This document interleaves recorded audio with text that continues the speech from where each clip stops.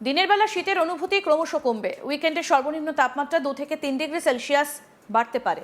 রবিবারের মধ্যে দিনের বেলায় শীত কার্যত উধাও হবে। ঘন কুয়াশার সতর্কতা আপাতত আর নেই।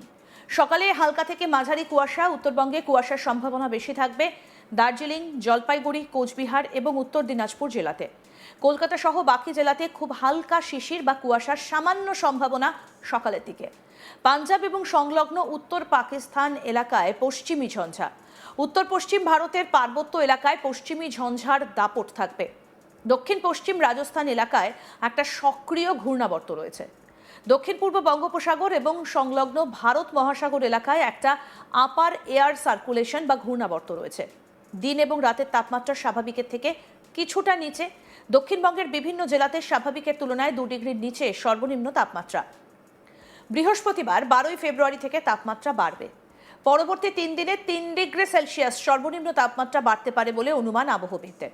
সকালের দিকে হালকা শিশির কিংবা কুয়াশা, দক্ষিণবঙ্গের সব জেলাতেই শুষ্ক আবহাওয়া থাকবে। এই সপ্তাহে বৃষ্টির কোনো সম্ভাবনা নেই। কলকাতা সহ দক্ষিণবঙ্গের জেলায় সকালের দিকে হালকা কুয়াশার সামান্য সম্ভাবনা রয়েছে। কি বলছেন আবহবিদ হাবিবুর রহমান বিশ্বাস, শুনবো।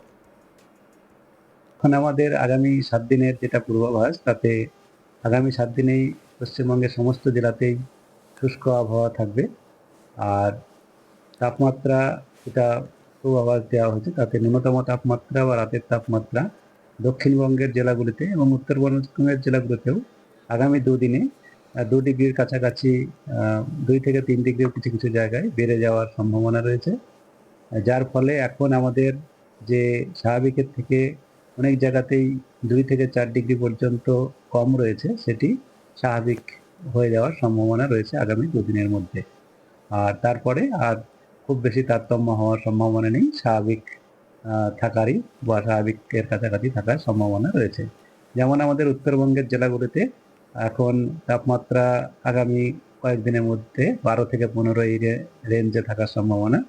দক্ষিণবঙ্গের যেগুলো উপদ্বীপের জেলা রয়েছে, সেগুলি হচ্ছে 14 থেকে 17, আর আমাদের উপকূলের জেলাগুলিতে 16 থেকে 18।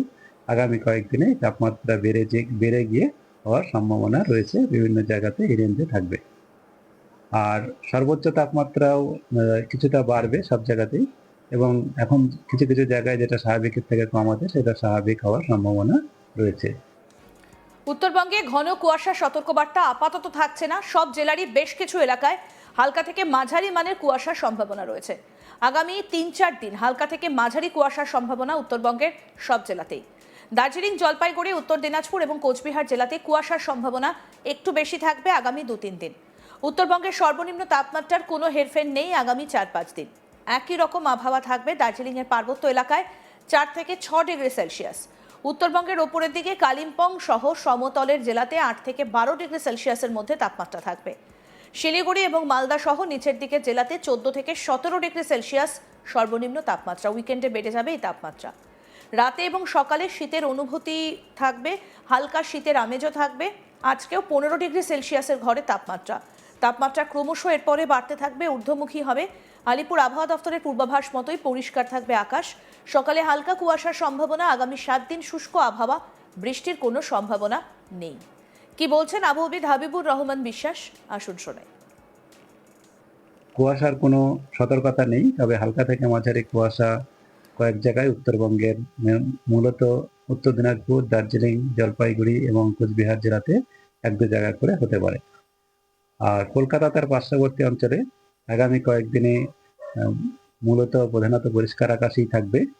আর সর্বোচ্চ তাপমাত্রা কলকাতাতেও কিছুটা বেড়ে আগামীকাল যেমন 16 থেকে 17-এর মাঝামাঝি, তারপরে 17 থেকে 19-এর মধ্যে থাকার সম্ভাবনা রয়েছে কয়েকদিনে। আর তারপরে আবার আমাদের সর্বোচ্চ তাপমাত্রাও এখন আজকে যেমন আমাদের 29-এর কাছাকাছি, এবং আগামী কয়েকদিনে 28 থেকে 30 এই মধ্যেই থাকার সম্ভাবনা রয়েছে। সকালের দিকে হালকা শিশির মূলত জলাভূমি যে সব এলাকায় রয়েছে, সেই সব জায়গাতে হওয়ার সম্ভাবনা রয়েছে। বাকি পরিষ্কার আকাশই থাকবে, বা ঘন কুয়াশার কোনো সম্ভাবনা নেই।